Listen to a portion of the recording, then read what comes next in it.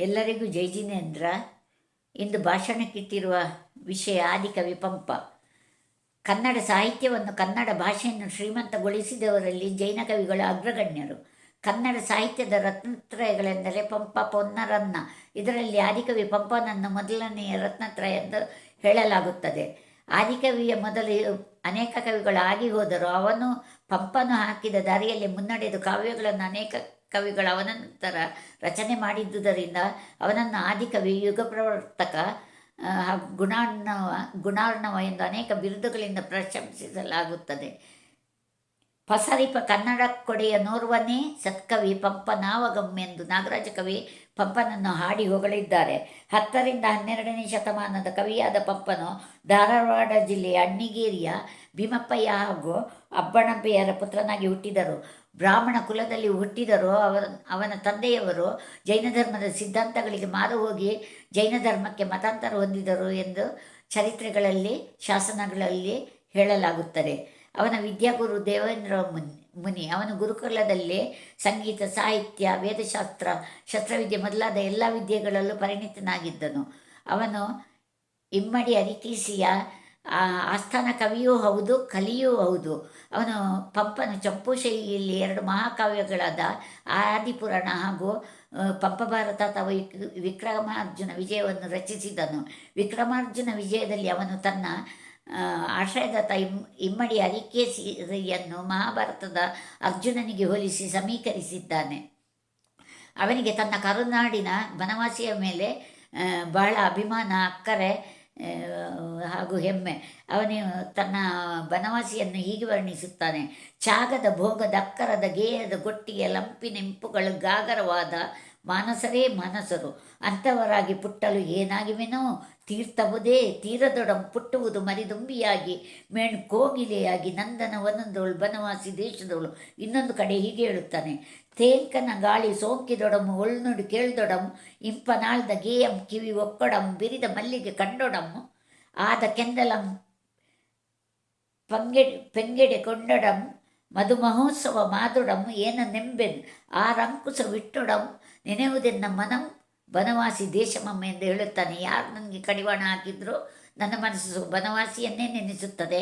ನಾನು ಈ ಮರುಜನ್ಮ ಇದೆಯಾದರೆ ಮನುಷ್ಯನಾಗಿ ಬನವಾಸಿಯಲ್ಲೇ ಹುಟ್ಟಬೇಕು, ಅಥವಾ ಅದು ಸಾಧ್ಯವಿಲ್ಲವೆಂದಾದರೆ ನಾನು ಮರಿದುಂಬಿಯಾಗಿ ಅಥವಾ ಕೋಗಿಲೆಯಾಗಿ ಬನವಾಸಿಯಲ್ಲೇ ಹುಟ್ಟಬೇಕೆಂದು ತನ್ನ ಅಭಿಮಾನವನ್ನು ವ್ಯಕ್ತಪಡಿಸುತ್ತಾನೆ. ಆದಿಪುರಾಣ ಒಂದು ಜೈನ ಧರ್ಮೀಯರ ಮಹಾಧಾರ್ಮಿಕ ಕಾವ್ಯ.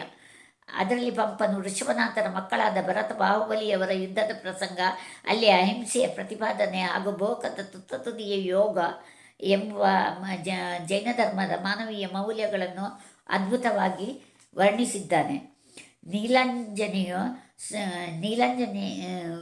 ದೇವಲೋಕದ ನೀಲಾಂಜನೆಯು ಆದಿನಾಥರ ಆಸ್ಥಾನಕ್ಕೆ ನರ್ತನಕ್ಕೆ ಬಂದಾಗ ಅವಳ ಸೌಂದರ್ಯದ ವರ್ಣನೆ, ಆದಿನಾಥರ ಆಸ್ಥಾನಕ್ಕೆ ಅವಳು ಪ್ರವೇಶಿಸಿದ ರೀತಿಯನ್ನು ಈ ರೀತಿಯಾಗಿ ವರ್ಣಿಸುತ್ತಾನೆ: ಮುಗಿಲ ಮರೆಯ ಕೋಲ್ಮಿಂಚಿನಂತೆ ಭೋಂಕನೆ ಪೊಕ್ಕಳ ನೀಲಾಂಜನೆ ಜನಾಂತರಂಗಮಂ ನಾಟ್ಯರಂಗಮಂ ಕಬ್ಬಿನ ಬಿಲ್ಲಂ ಮಸೆದ ಮದನನ ಅರಲ್ಗಳು.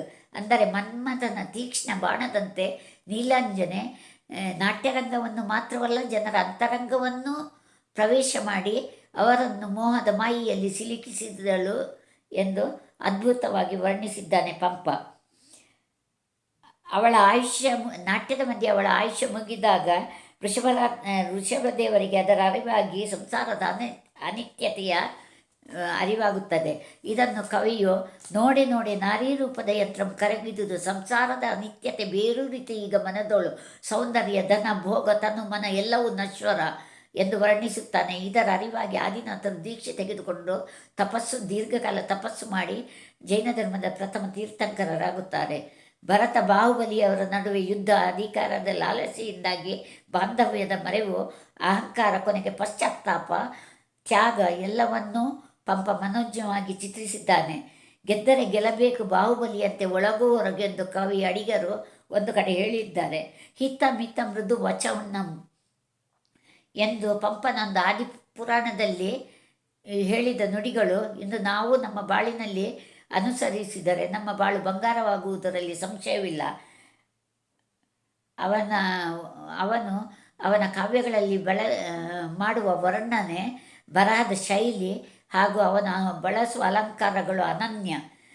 ಆದಿಕವಿ ಪಂಪನ ಬಗ್ಗೆ ಭಾಷಣ ಮಾಡಬೇಕಾದರೆ ಅದರ ಬಗ್ಗೆ ಆಳವಾದ ಅಧ್ಯಯನ ಬೇಕು. ನಾನು ಅಷ್ಟು ಅಧ್ಯಯನ ಮಾಡಿದವಳೆಲ್ಲ, ಆದುದರಿಂದ ತಪ್ಪುಗಳಿದ್ದರೆ ದಯವಿಟ್ಟು ಕ್ಷಮಿಸಿ.